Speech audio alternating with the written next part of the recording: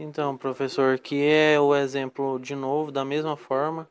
Desse lado de cá é referente ao YouTube e esse lado de cá é referente ao livro. Peguei por base do livro. A base de dados dessa vez, ela é um pouco mais simples.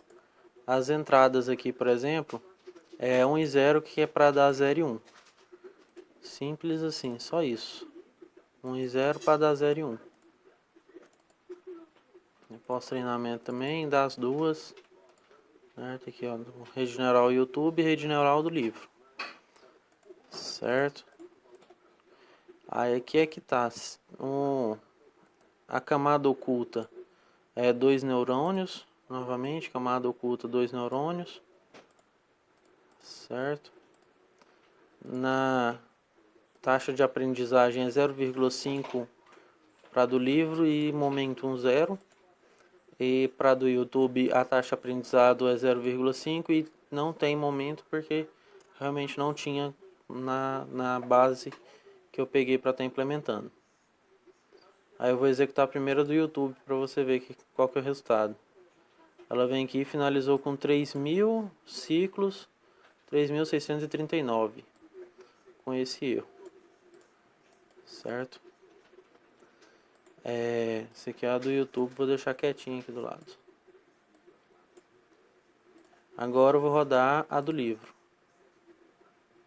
Certo? A do livro você viu que rodou bem mais rápido, com bem menos ciclos. Nesse caso aqui a do livro foi melhor. Bem melhor, tá? Mais de 10 vezes melhor que a do YouTube. Taxa, um erro aqui também foi menor. Certo? E um detalhe dessa rede aqui é que eu primeiro implementei ela no Excel detalhado. E vou estar te mandando aí só para o senhor ver também como foi que eu me baseei para estar desenvolvendo cada uma dessas redes neurais. E as duas, tanto a do livro quanto a do YouTube. Essa daqui, por exemplo, é a do livro. Rede aplicada até dar certo do livro. Ela pega aquela mesma tabela que eu tinha te mandado pelo WhatsApp. Certo? Essa tabela aqui, dessa forma. Entendeu? E essa saída desejada é a mesma que tem lá na entrada. Essa daqui também, 1 e 1 para dar 0 e 1. Certo? Mas depois você pode ver mais certinho aí cada fórmula que tem. As duas, um detalhe que eu esqueci de falar aqui, que as duas redes aqui, elas deram aquela quantidade de ciclo, mas não foi sorteado aleatório, né? Eu coloquei aqui para ser sorteado aleatório, mas logo abaixo aqui, ó, de rede até o final dela vai só sorteando aleatório.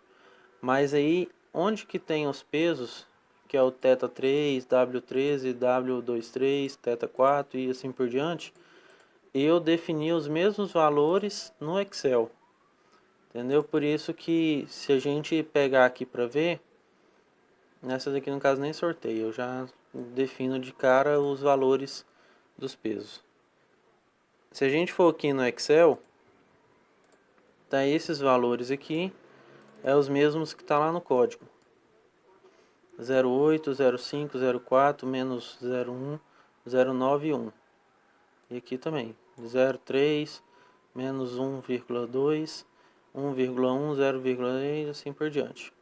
Tanto antigamente que eu coloquei que se refere ao do YouTube, quanto a do livro. As duas estão com as mesmas entradas, então essas duas aqui elas não variam de acordo com o peso inicial, porque o peso inicial delas são os mesmos. O que realmente está contando nelas aqui é o quão bom é o backpropagation de cada uma delas. E você vê aqui nesse exemplo que o do livro funciona perfeitamente. Em até exemplos mais complexos também o do livro também funciona muito bem. Só o do ou exclusivo que a do YouTube foi melhor, mas não é uma regra. Tem vezes que a do YouTube é melhor em alguns outros casos sem ser o do ou exclusivo. E em outros casos também a do livro é melhor, sem ser a desse entrada 1 em 1 e desejado 0 em 1. Certo? Tem esse detalhe. Eu vou estar te mandando esse Excel, que tem as mesmas fórmulas aqui, que eu faço a sigmoide, tanto do segundo neurônio da camada oculta, quanto do primeiro neurônio. E aqui faz a correção. No caso, essas correções aqui são equivalentes a essa parte aqui, ó. A essa parte e essa. Certo? Depois você pode dar uma olhada aí. Aquele último quadro aqui, ó, esse ajuste é equivalente a isso aqui, ó. Certo? Isso aqui é o reajustando os pesos. E a mesma fórmula que tem lá naquele quadrado também tem aqui. Isso serve tanto para o Excel do livro quanto para o Excel do YouTube, que eu peguei com base no YouTube. Beleza? Um detalhe que você também pode observar é que rodando aqui a rede neural, por exemplo, vamos pegar aqui no ciclo 100, por exemplo, o erro total foi de 0,1365. Esse aqui, que é o do pego no YouTube, que eu rodei foi da rede do YouTube, pegando antigamente lá no ciclo 100, descer aqui no ciclo 100.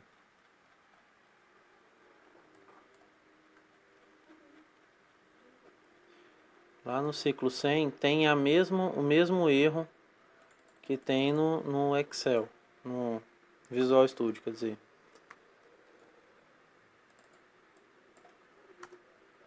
(0,1365). Isso acontece em qualquer caso que você pegar aqui, vamos supor na 300 também. Certo? Então isso serve para você ver que o Excel ele realmente está certo. Eu fiz a rede neural no Excel, porque do Excel eu passei para o Visual Studio, então me serviu como base. No ciclo 300, por exemplo, deu erro de 74,27. Aqui tem só uma casa decimal a mais, aqui já está idêntico. 7427, certo? No ciclo 300. Nos ciclos 300. Isso vai para todos os ciclos, são exatamente as mesmas saídas. O que está no Excel está lá no sistema rodando. Certo? Esse aqui também, por exemplo, a gente for aqui no ciclo 100, por exemplo. Deixa eu fechar aqui e abrir o exemplo do livro. Excel. Dando o exemplo do livro aqui. Rede neural livro.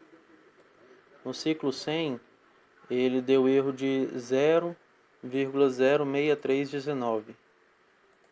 Se eu somar esses dois erros aqui,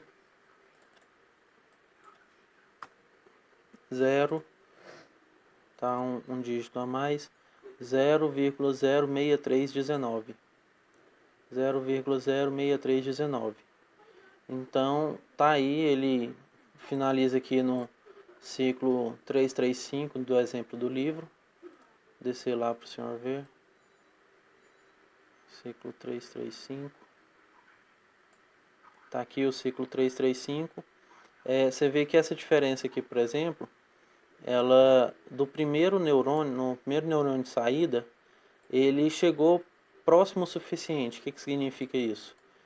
Pelo menos para mim significa que ele chegou a 0,01. Entendeu? A diferença entre o esperado e o realizado foi menor de 0,01. Nesse caso aqui ainda não. Nesse caso aqui ainda foi 0, por exemplo, esse aqui foi 0,01 e uns quebrados.